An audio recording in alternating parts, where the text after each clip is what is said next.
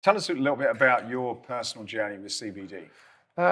I come from a sports background. My education is a PE, physical education. Did some other jobs in between, but then I went for commercial jobs in fitness. So I sold Cybex equipment. Later on, I worked for Matrix. So that's where we saw each other on the FIBOs and the URSA and all those expos. So sports was my thing. The only bad luck that I have, that between my 18th and 24th birthday, more or less, I had a couple of injuries that, furthermore ruined my sports career, but determined my life for the rest of it. So it's a knee that has issues, and the older you get, the more painful it's going to be. And if you're on painkillers, and I absolutely needed that. And if you see me walking now, by the way, so well, it's not so bad. No, true, because 1 year ago I had a total knee replacement, so it's all fine now. But before that, I was limping and I was walking like an old man. So I was always using painkillers. And if you use the NSAIDs, the steroids, that has a lot of side effects. So it hurts your liver. It's not bad for your stomach. So you always look for something that can help you out or that can ease the pain a little bit, and it doesn't have that many side effects. And then you come in herbals or natural sourced medication. I started working for a company in the cannabis industry via. I'm going to save you that story, but and I had to work on expos, and those were cannabis expos. You have there's one next week in Las Vegas. It's called the mjbiz.com. Very large expo where the whole cannabis industry comes and joins. I was at Lift Canada, and then the most exotic ones like Spannabis in Barcelona. Name says it all, Spannabis. Cannafest in Prague. The most craziest expo. So I got in that world. A little surprised by all the blowers, the stoners, the hippies, and call it not my world. But that was also the introduction of CBD for a lot of people. When I left that company, it was just an interim job for 1 year.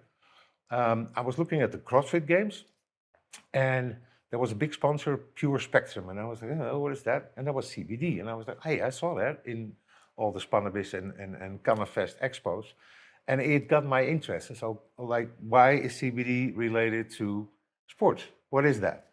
And that's when it all began. And at those on those expos, I saw a lot of products. I brought some ones. The most familiar within CBD are the CBD drops. So you take that under your tongue, and that's supposed to make you better. In between the question marks. But also these roll-ons, for example. You can open it if you want. You can smell it. I mean, that's a roll-on that you use on your joints or your muscles. You just twist it, and it looks like a deo stick, but you can really rub it in. You can trigger point massage, and I use that on my knee. And to my biggest surprise, because I didn't believe in all those herbal stuff, that really helped, and that got me triggered. And I was bringing products like this to the Netherlands, for example, to the gym where I was working out in Amsterdam, the Vondel gym. And all the personal trainers were like, what is that? Oh, is that CBD? Can you bring me one? Because that was not available in Europe. So I started, just a little side hustle, bringing those products in from the expos, and giving it to people. And then suddenly somebody said, okay, why don't you open your own web shop? And that's how it started. And that's how I got into the CBD world.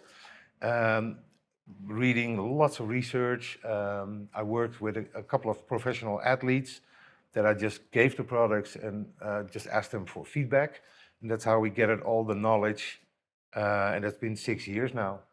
They called me Opa CBD. Opa is the Dutch word for grandfather, because in that period I got a grandchild.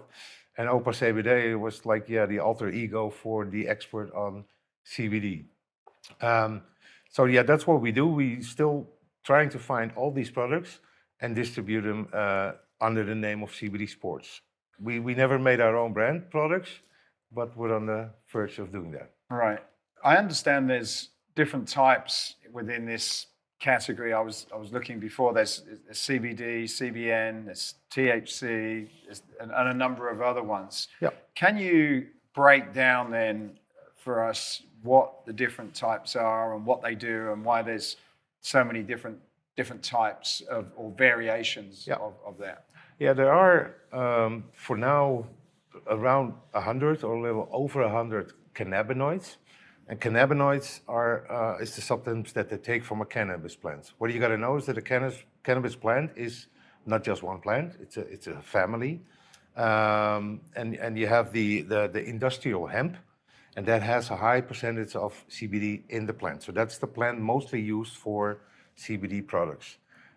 You also have the sativa and the indica and the ruralis for other plants that have a higher THC concentration. And from those plants, there are the most known for now is CBD, CBC, CBG, and CBN. Those are the four major cannabinoids now more used in a lot of products. And of course THC, and that's the one that we call psychoactive, that can give you a high or that affects your brain as a stimulant. So all the others don't do that, but they have their own benefits. And a lot of people from out of the medical world or the scientific world will always say, yeah, there's not enough scientific proof. No, we all get that. And it's good that it's now out there and that Canada, Uruguay was the first country that legalized cannabis as a whole. What about, because hasn't it been legal in Holland? No, everybody thinks that. Yeah. But it's not. It's not. It's never been. What, even in Amsterdam? It's never been legal. Really? Yeah, we can tell about it. It's a funny story though, and it's good for people to know. It's the only thing what happened, and that was in the late 70s, that was a long time ago, that the government allowed the cannabis to be sold in certain coffee shops. That's the only thing they did. They allowed it, never made it legal. There are a lot of restrictions though for a coffee shop. A coffee shop is how the product actually comes into the coffee shop. That's very highly illegal. So we call that the backdoor policy or whatever it is. So it gets through the back door. So somebody who distributes cannabis or weed, marijuana to a coffee shop, it's a criminal, not allowed. Once it gets into the coffee shop, and there's only 500 grams allowed in each and every coffee shop, well, imagine a cannabis shop in the middle of the touristic area. Yeah, red light district. I know where you all think of the red light district. That's sold out within half an hour. So they have to deliver constantly at the back door. The coffee shop pays at the back door for the products, cash, because it's illegal. This is black money, what they do. Dirty money, as they call it here. Then they sell it in a coffee shop. That's where people pay with their credit cards or their paying cards or whatever, and then suddenly that's something that's accountable for, which make it legal. They don't pay taxes on it, but it gets into their bank account. So it's a very shady policy that's very old and that needs to be changed. Thank God now there is a project going on to legalize the cannabis. But it's been strange, and you're not allowed to smoke on the street while everybody does it. So now, yeah, it's condoned in a certain way, but the Dutch police is one of the has the strictest policy to find illegal hemp growing places that can either be in a house or a garage or a storage box or whatever, and well, you're not in a good shape when you get caught cultivating hemp in the Netherlands. So you can't grow it, No. you can't transport it, No, but once it's in a shop, you can buy it. You can buy it. Yeah, it's crazy, right? And that needs to be regulated. I mean, that's a crazy situation in the Netherlands that nobody wants.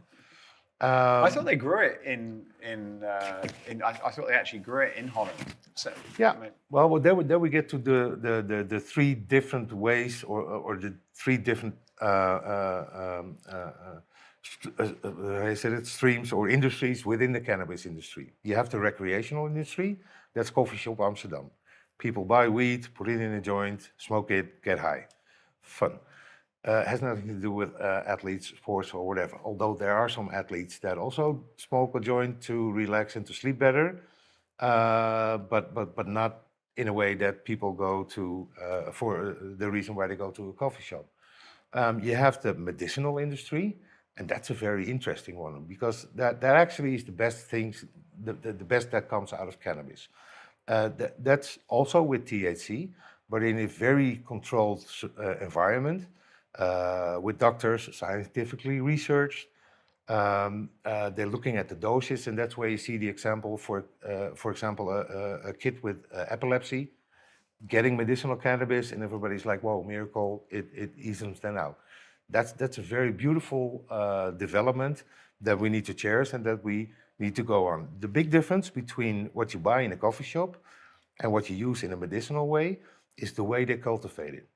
Because in a medic environment, you always need to know that what you get, that the dosage you take is exactly the dosage that is good for you, that it doesn't have a side effect or whatever. So that's why pharma always produces a product that's always the same, that's tested on if you take 100 milligram, what happens, etc., etc., etc. So when you go to the doctor and they're going to tell you, okay, these are the 2 painkillers. Take one each. Take one tablet each every morning and one every day. We know that because it's tested and scientifically researched. With a plant, that's difficult because every plant is different. And what they do in a medicinal environment is they have one little seed, grow the plant, they cultivate the plant that they exactly want with the right concentration, THC, CBD, CBN, CBG, all the others. And they clone that seed. So every single plant is the same. So we have a big, you said it, a fabric or a producer of medicinal hemp in the Netherlands. The company is called Bedrocan. And they can guarantee that if you take a certain dosage of milligrams of that product, they know what the effects will be on a child, on an adult, or et cetera, et cetera. So that's where it's beautiful. And then there's another one, the third, that's what we do actually, that's the supplement industry, nutrition. So you can use that as an ingredient in a muscle balm, for example, to try to fight the inflammation that happens if you have an injury, to relieve you from pain, to make you sleep better. And all different cannabinoids, what we talked earlier about, have certain benefits. So CBN is mostly used for sleep problems, CBG for inflammation and gut problems. CBC is more like focus and clear thinking. And then CBD is a little bit of everything.